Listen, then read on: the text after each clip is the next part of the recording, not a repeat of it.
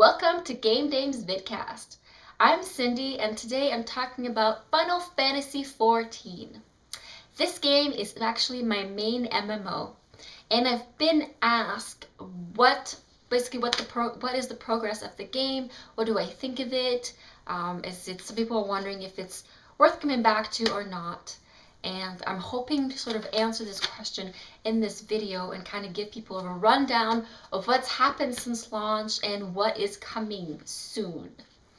Before that, I'd like to point that I'm looking absolutely fabulous today, and you can get tees like this as well at the Game Dames official site on the swag link, and you get hoodies and there's all kinds of awesome Game Dame stuff, so get to it. All right, let's dive into Final Fantasy XIV. So you're probably aware that the launch of this game was very rocky. The reception was very lukewarm to very bad. The critics were pretty harsh on it, and some of it was actually, most of it was probably valid. Some of it I thought people went a little far. But it could be because I'm a big fan of the Final Fantasy franchise, and I personally really enjoy this game. So that said, a lot of people that are usually big Square Enix supporters were also not very happy and very disappointed with this game. So Square Enix response to this was to switch the teams over. The lead producer went bye-bye, and then we have Yoshida came in, and he's the next producer. I'm sorry, I forget his first name. I will write it down. And he is a very, very communicative, energetic person. He is affectionately known as Yoshi P on the forums and in the community. And I like that his stance is really pro feedback and communication, which is what was sorely lacking from Square Enix for many, many years. I think what all the fans and players of Final Fantasy XI and now 14 can agree on is that the development team was never really forthcoming with anything, and it was trying to get information from them was like pulling teeth. Now this has been drastically changed, in my opinion. The first thing that they did was release producer letters, and we get those pretty often. I think we're up to number 8 now since the switch. And this is Yoshida basically telling us what are the plans, what's coming up. Sometimes we also get forum posts for clarifications on the things he said by community managers as well. Every community has their own managers, and there's a lot of GM response in the forums is very high. I mean, there just seems to be a lot of red names going around in the forums and I'm very surprised, because even with the forums, I didn't expect people to be that active in the community, but they really are, and it's wonderful to see. So now we get a little bit more communication that way. What I really like with the forums is they sometimes, before they patch something, before they add something new, they will ask the community what they think. So basically, right now, I think that they're coming with is they're going to enlarge the aesthetics of the battle effects. So basically, a fire which was about yay big when you nuked something, you went, you know. Now it's going to be bigger. There's going to be more. The graphic is bigger basically, and they're asking if you think that's a good idea or not. And also, they give you a code to put on your title. It's like a little tag with the code, so that people or the developers can look through the forums and look at the specific tag codes in the titles and look where the feedback is at for whatever that they're asking for.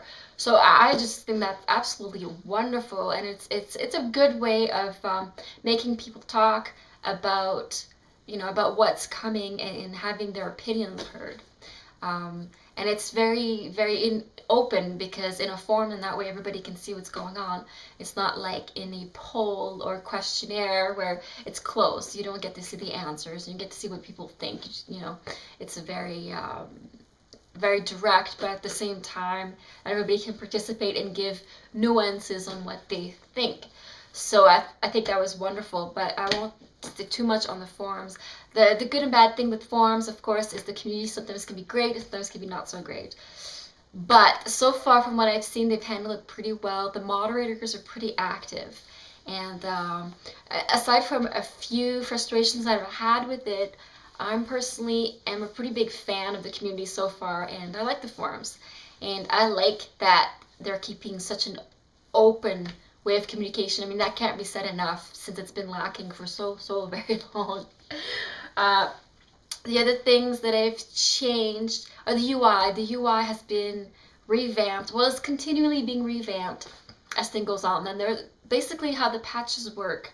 It's you don't get a focus on one thing and then a huge patch. Let's say, for example, for the UI, you're not going to be waiting a long time and then boom, the whole UI is done.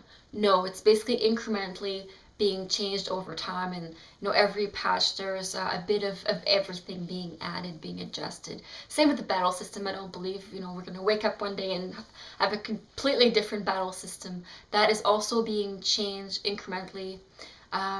The classes are going to be adjusted so that each class has a more specific role. That's something that's been asked by the community.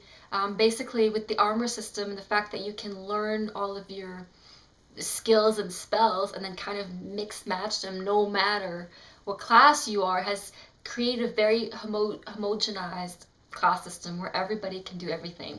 Where everybody can heal, everybody can cast shell, everybody can not tank but pretty close. I mean, it's a little odd how that works. So people have asked, let's say if you want to be a buffer, people would rather be a greater buffer, a more effective buffer, more effective tank, that kind of thing.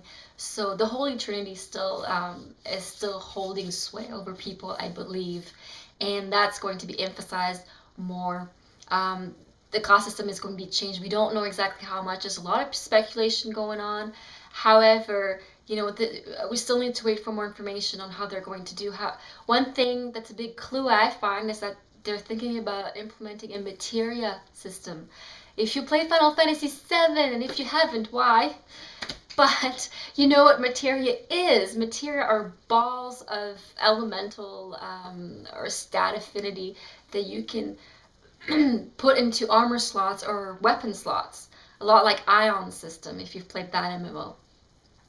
So if they're going to add that, then I'm wondering what's going to happen with the armory system and the actions, the equipable skills and actions. So we'll have to see, but I find that very exciting. A lot of people really love the materia system. Personally, I'm a big fan. I was a big fan of it in Final Fantasy VII.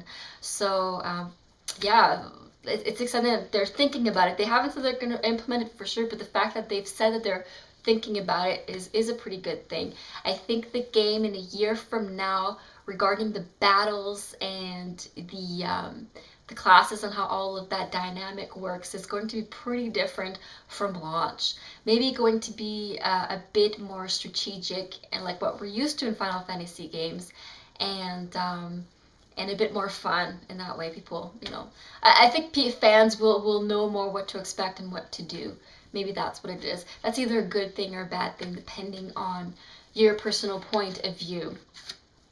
The other things, content is being added all the time. The first major change that I've seen in the content was quests. We have, quest leaves were a big thing that was talked about prior launch. That was basically their main focus, which was good, but really leaves are only a way for casual players to get a boost in leveling. Leveling is still best done in group and grinding mobs. That's still the best way to do it in this game, even though you can now solo if you want. You're not really punished severely like in Final Fantasy XI if you solo. However, it's if you're going to level fast, you do it in group. So the leaves are limited so that people don't power level too much on them, but they're not actual quests. They're not really story driven or anything. There is a little blurb on it, but it's still, kill 10 rats and bring me the pelts kind of thing. I give you lots of reward. And the rewards are very extensive. They're very, very good. but it's not a quest system as we know it in a role-playing game. When you talk to people and they ask you to help them with something, that's what we're getting. Also, with that comes the advent of the exclamation mark. Now, no fear, the exclamation mark is not on top of NPC heads in the world. You don't see big flashing yellow exclamation marks anywhere. What happens is when you're in a city, you pay attention to your map, your little compass map, and there's an exclamation point that will pop at the location of the NPC that has a quest. You can also check on the general map, but I think it's it's only triggered if you're close to the quest NPC. So you can't just look on your map and see all the little question marks, which could be something that the fans could ask for. I think the Yoshida and the Final Fantasy wikis out there are probably going to come with maps with all the exclamation marks everywhere. I can bet anything. So that resource will be there if you want. Other things, a crafting system. A crafting system is one of the things that I found very, very frustrating. The recipes are bloated with components that you need in order to make the recipe. Some of these components are out of sync with the level of the recipe of the items you're making. You're trying to make a level 10 item sometimes, and you'll need like a level 30 or 40 component. I understand how this is supposed to stimulate the economy and exchange with other people. However, it's in practice, it's been a big roadblock, and I've completely almost abandoned my crafting job is because of that. So they're going to be changing that. They're going to make recipes a lot leaner, a lot easier to get around. The materials, the HQ system, basically high quality materials drop from +1, +2, +3. So you have a bag, a limited inventory that is full of the same item, but it's +1, +2, +3. It's taking way too much space. So they're thinking of getting rid of that and just have normal component and material, and then HQ material, or not have HQ at all and just have HQ high quality items. So once you, let's say you craft a spear, it can be just a spear, or it can be +1, +2, +3. That would be nice. I think that's what people would rather see, because right now just the whole gathering and crafting system is very crazy. It's bloated. Anyway, with the gathering as well, I believe in this patch or coming up, they're going to bring down the randomness of gathering, so that when you're gathering something, it's not so crazy and you're not like hit or miss on what you're getting.